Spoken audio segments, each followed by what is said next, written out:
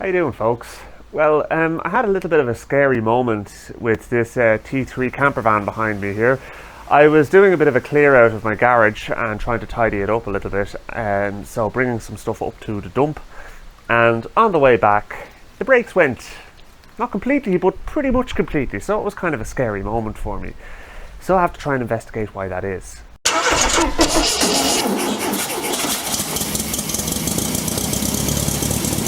This is a 1987 Leisure Drive camper based on a T3 transporter.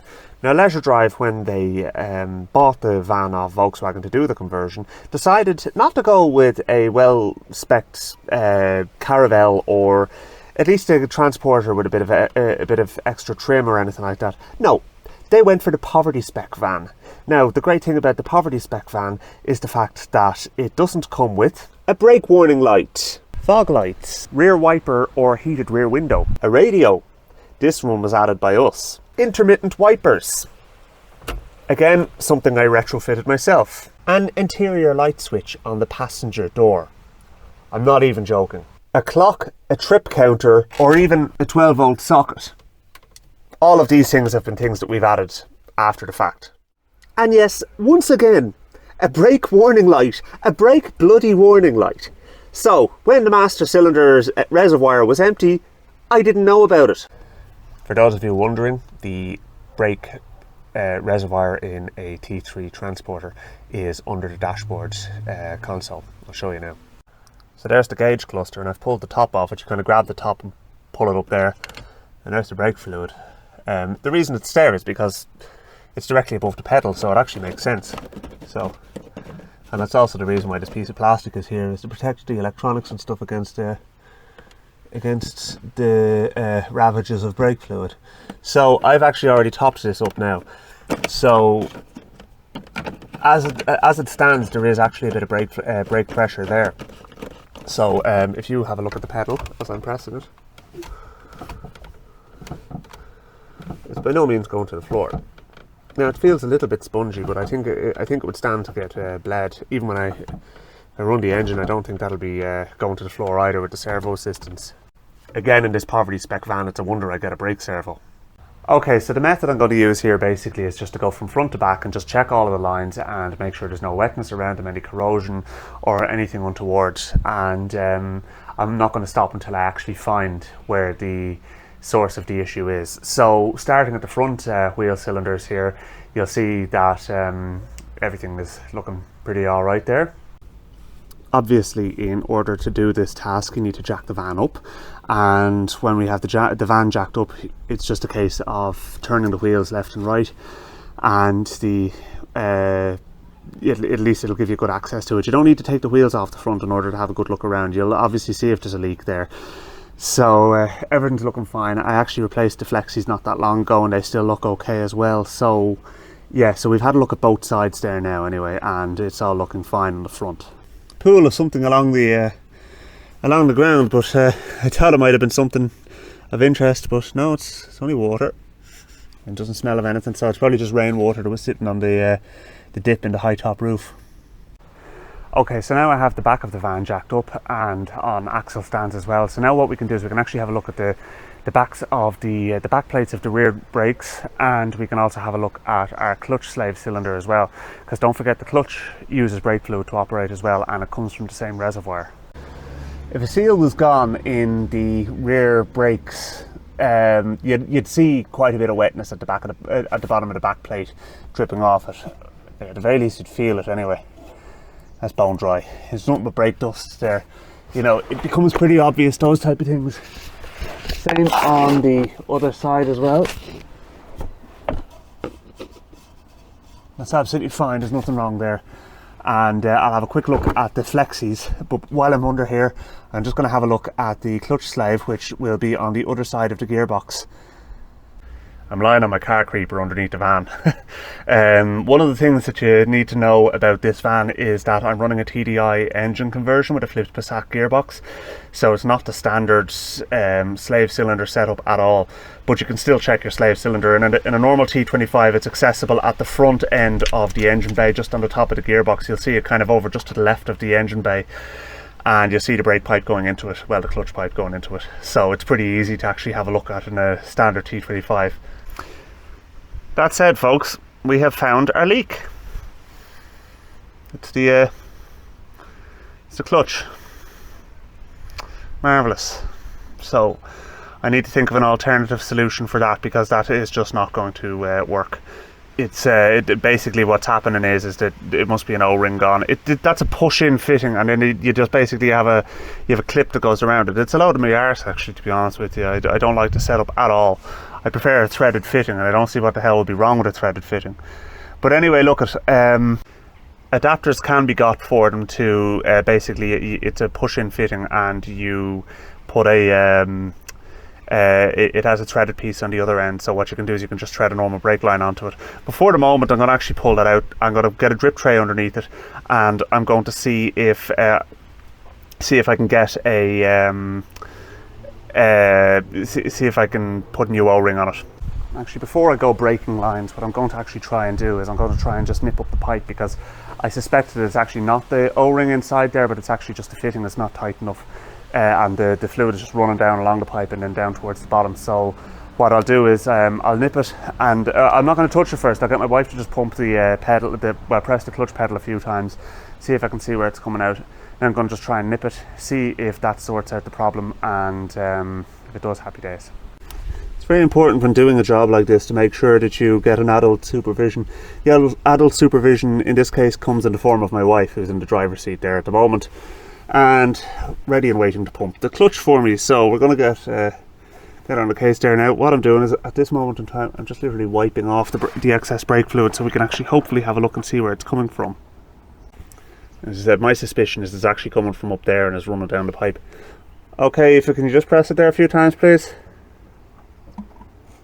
Nope, it's not coming from there, it is coming from down here. Okay, so now we know. Okay, that'll do, thanks. So it's not leaking when I don't press the clutch, but every time I press the clutch, it does leak. So I need to replace this piece here. Yeah, at least for the moment anyway, I know it's not the brakes. So what I'm going to do is, I'm going to order parts. I'm going to get the bits I need for the, I'm going to try and get that adapter, and at least that way then I can, in the meantime, what I'll do is I'll put in the low brake level light, so at least that's not going to happen again where I actually lose my brakes. Incidentally, that shouldn't have happened, because the clutch pipe comes out at a higher point than on the than it does for the brakes, so the clutch level should have gone down, but the brakes should have stayed with enough fluid. So anyway, maybe it was because I was parked over on an incline or something. Who knows? Right, so yeah, anyway, next thing to do is to rig up that light. Okay, so I'm in the midst of sorting out the wiring for the low brake fluid level warning, and I'm going to show you how I'm going about it.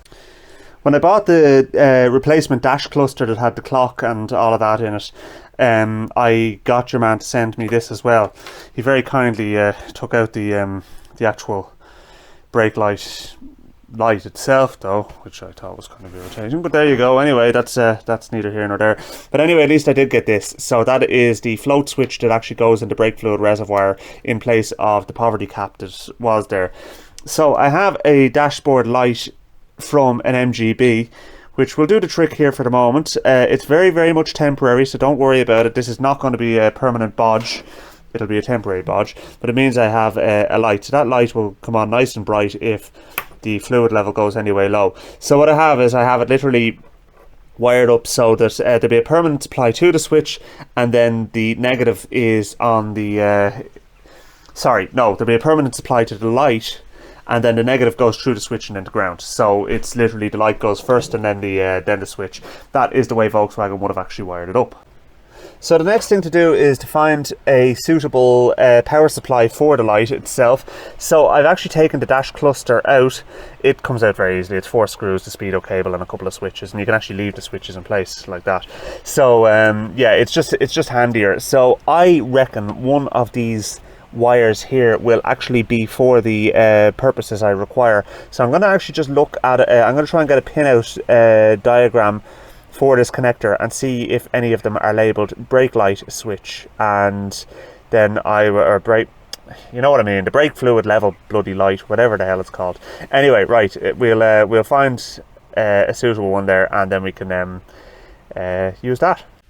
I know it's a bodge I'm trying to do here, but I don't want to completely bodge it, so I'm looking at wiring diagrams at the moment. So I'm just trying to make out where the brake fluid warning light would have gotten its power from originally. So if you have a look here, you'll see that this is basically the circuit. Okay, so we're looking at handbrake warning system switch, brake fluid level warning contact, so F34, which is this one here. Okay, now if we go up, that's obviously that's ground along the bottom. Okay, and we go up here and trace it all the way back, you'll see it would have come in on fuse S18, which is a 10 amp fuse, and gone to connector point G5 on the back of the fuse panel, and that's where it would have come out. So I'm going to take out the fuse panel, I'm going to find connector G5, and I'm going to put a pin in it if there isn't a pin already in it, run that wire up the back of the dashboard, and the wire would have been black, so I'm going to use a black wire if I can get one as well. I should have some black wire around somewhere, and yeah, then at least most of the job is done, and then I can get the correct light at some point. Okay, so we've got our wire connected up now for the supply, so I'll show you exactly how I went about finding it. First thing you need is obviously a wiring diagram. So what you can do is you can scroll down through the wiring diagram until you find the correct one for your purposes. Okay, so for example, here we are. It was close to here. Okay, so number 8313 in this one, rear window wiper and washer system, handbrake and brake fluid level warning. Okay, so I showed you this diagram already. So there's your fuse. This is basically inside your fuse box. Okay, this is your fuse S18, and it's 10 amp. Okay, so fuse 18, S is for fuse. Okay, whatever the German is for fuse, that's the S anyway. Okay, so you come down here. Okay, you'll see it's branched off to 4 points, so A25, D7, G2 and G5. Okay, now where is G5 is the next question. Okay, so if we go all the way back up to the top, you will see there is relay locations and connections here. Okay, so we're going to have a look at here. Okay, now you'll see here, for example, you have all of your different connection blocks are lettered. Okay, so you have P over here, B, C, A. P, for example, and G over here are both just a group of spade connections without a block connector onto them. So G are basically open spade connections. So you have 1, 2, 3, 4, 5. That's the point you're looking for. Okay, so let's have a look at it in the fuse panel. Okay, so it's a little bit awkward in the fuse panel simply because of the fact that it's the wiring is quite tight in the back. But straight away, if you look over here, you can see that there was, if you look at the block connector that corresponds with the block diagram that corresponds with this on the wiring diagram, you'll see there's a kind of a long rectangular connection there, and your group of spade connections. So it goes 1, 2, 3, 4, 5, and 5 is where I have my little black wire onto there. Okay, and it's 0.5 gauge because it says on the diagram that's what we're to use. So that's what I'm going to install, and I'm going to run that over to the point where the dashboard cluster is and wire it up.